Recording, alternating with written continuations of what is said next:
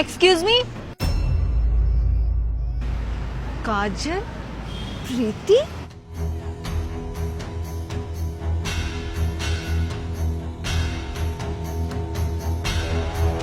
प्रीति right.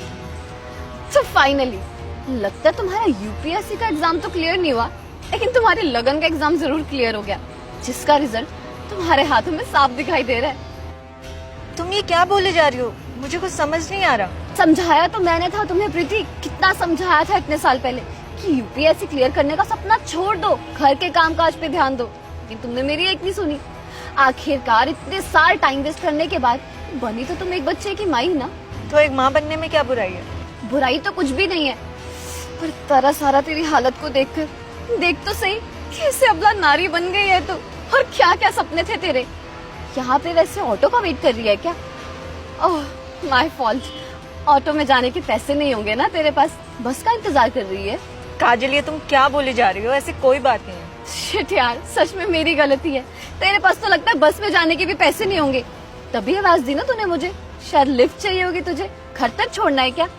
सच में यार बहुत अजीब लग रहा है मुझे तुझे ऐसे देख के। वैसे वो टूटा फूटा मकान जिसमें तुम रहती थी, वो गया हाथ से कि है अभी भी? मेरे पास एक घर भी है और पहले से अच्छा है। क्या बात है। वैसे हाँ, आज के टाइम में कर्जा लेकर क्या कुछ नहीं हो सकता है।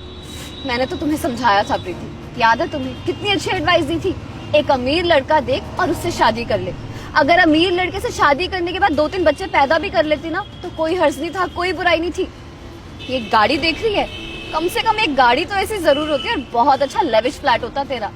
हाँ, मुझे देख ले, मैं इतना बंधन के रहती हूँ, इतना अच्छा लाइफस्टाइल है मेरा।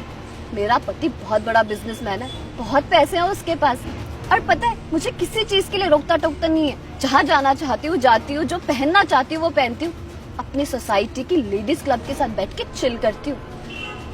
चिल का मतलब तो जानती है ना तू? कैसे जानती होगी, तो अपने मोहल्ले वाली आंटीज के साथ बैठ के कीर्तन करती होगी। सॉरी मैम, मुझे आने में थोड़ा लेट हो गया, चले? अर्जुन, तुम यहाँ क्या कर रहे हो? काजल, तुम दोनों एक दूसरे को जानते हो? हाँ ma'am, she is my wife. Arjun, ये सब क्या है? तुम इसे मैम क्यों बोल रहे हो? और तुमने तो कहा था कि तुम्हारा बहुत बड़ा ट्रांसपोर्ट का बिजनेस है, तुम बहुत बड़े बिजनेसमैन हो, तो ये सब क्या चल रहा है? देखो काजल, अब अगर तुम्हारे सामने सच्चाई आ ही गई है तो मैं तुमसे झूठ नहीं बोलूंगा। हमारा जो भी ट्रांसपोर्ट का बिजनेस था वो सब खत्म हो गया। अब मैं मालिक बन के नहीं, बल्कि खुद मैम का ड्राइवर बन के काम कर रहा हूँ। अर्जुन, तुम इतने दिन से मुझे धोखे में रख रहे थे। मैं इतने दिन से ये सोच रही थी कि मेरा पति बहुत बड़ा बिजनेसमैन है। कुछ टाइम पहले तक यही सच था काजल, लेकिन तुम्हारे दिखावेबाजी, वो लग्जूरियस लाइफस्टाइल को मेंटेन करने के लिए मुझे सब कुछ बेचना पड़ा। तुम्हें एक महंगी सोसाइटी में महंगा घर चाहिए था, एक महंगी कार चाहिए थी, लेकिन उसके लिए तुम्हें कोई मेहनत नहीं करनी थी और ना ही अपने पति की कुछ सुननी थी। और तुम्हारी जिद के आगे मुझे हारना पड़ा। तुम्हारी ख्वाहिशों को पूरा करते करते मैं कर्जे में आ गया, अर्श फर्श पे आ गया, लेकिन कभी तुम्हें इस बात का पता नहीं चलने दिया। आई एम रियली सॉरी काजल, मैंने तुमसे झूठ बोला, पर यह सब मैंने इसीलिए किया ताकि तुम्हें खुश रख सकूं।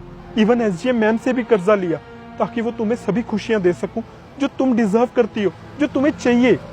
एसडीएम? तुम एसडीएम? हाँ, तुमने ही तो कहा जिद थी मेरी यूपीएससी क्लियर करने की, बस कर लिया क्लियर, बन गई एसडीएम। मैम, आप मेरी वाइफ को जानते हो क्या? बहुत अच्छे से, हम दोनों एक ही क्लास में थे, बैचमेट। पर एक ही फर्क था हम दोनों में, बस ये अपनी जिदें दूसरों से पूरी करवाती रही और मैं अपनी जिद खुद पूरी करती रही। इसलिए शायद मैं आज यहाँ खड़ी हूँ अपनी खुद की गाड़ी के पास, और तुम्हारे पास जो एक कार है शायद वो भी कर्जा लेकर ली गई है। वैसे क्या मिल रहा है तुम्हें ये दिखावे की जिंदगी जीकर? तुम्हारा पति तुम्हें खुश रखने के लिए कितना सब कुछ कर रहा है, और बदले में तुम उसे क्या करके दे रही हो? उसके सर के ऊपर कर्जा चढ़ा रही हो। बस अभी भी टाइम है काजल, सुधर जाओ। ये दिखावे की जिंदगी जीना ना छोड़ दो और रियलिटी में जियो। शायद वापस वहीं पर पहुंच जाओ जहाँ से तुम्हारे पति ने शुरू किया था, वरना जिस घर में तुम रह रही हो वो भी तुम्हें छोड़ना पड़ जाए और किसी झोपड़पट्टी में जाकर रहना पड़ जाए। वैसे झोपड़ी में रहने का भी ना अपना एक अलग ही मजा है।